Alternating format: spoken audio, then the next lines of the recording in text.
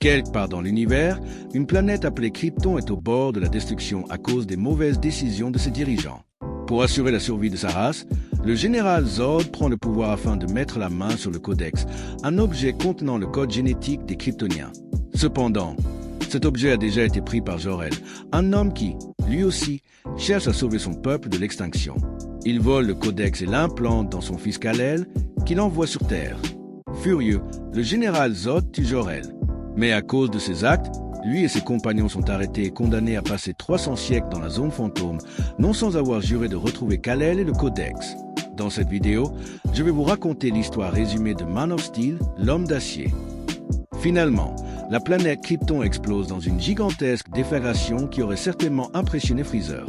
Sur Terre, Kal-El est découvert par deux personnes bienveillantes, Jonathan Kent et Martha Kent, qui décident de l'adopter et de l'appeler Clark. La vie du jeune garçon n'est pas facile, car il n'est pas un enfant ordinaire. Il possède des sens surdéveloppés et une force exceptionnelle. Ses capacités le perturbent tellement qu'il pense parfois avoir été maudit par Dieu avec ses pouvoirs. Pour le rassurer, son père décide de lui révéler la vérité sur ses origines. « Écoute, mon fils, en réalité, tu es adopté. Nous t'avons trouvé dans ce vaisseau spatial, ce qui signifie que tu es un extraterrestre. Mais fais attention. Cette information, tout comme tes pouvoirs, doit rester secrète. Le monde n'est pas prêt à connaître ton histoire. » L'idée que Clark doive cacher ses pouvoirs est alors profondément ancrée dans son esprit. Cette idée de cacher ses pouvoirs est tellement ancrée dans l'esprit de ses parents qu'un jour, alors qu'il se retrouve face à une gigantesque tornade, Jonathan Kent, blessé après avoir sauvé son chien, préfère mourir plutôt que d'être secouru par son fils. Après ce drame, Clark mène une vie errante, enchaînant les petits boulots tout en sauvant discrètement des personnes sur son chemin. Nous faisons également la connaissance de Loi Lan, une célèbre journaliste du Daily Planet. Loi se rend dans une région glaciale pour enquêter sur un mystérieux vaisseau spatial. Intrépide, elle décide d'explorer les lieux en secret. En pénétrant dans le vaisseau, sa curiosité la conduit à être attaquée par un étrange robot. Heureusement, Clark intervient et détruit la machine. Clark, qui enquête lui aussi sur ce vaisseau, utilise alors le dispositif avec lequel il a été envoyé sur Terre. Cela lui permet de faire apparaître son véritable père, Jor-El. Ce n'est pas vraiment lui, mais une projection holographique. Jor-El révèle alors toute la vérité à son fils. Il vient de Krypton. Son véritable nom est Kal-El, et ses pouvoirs proviennent du fait que ses cellules absorbent le rayonnement du soleil terrestre, ce qui renforce considérablement sa force physique et ses sens. Jor-El lui remet également une tenue portant le symbole de l'espoir, un symbole que Clark devra transmettre à l'humanité. Clark enfile alors son nouveau costume et apprend à voler.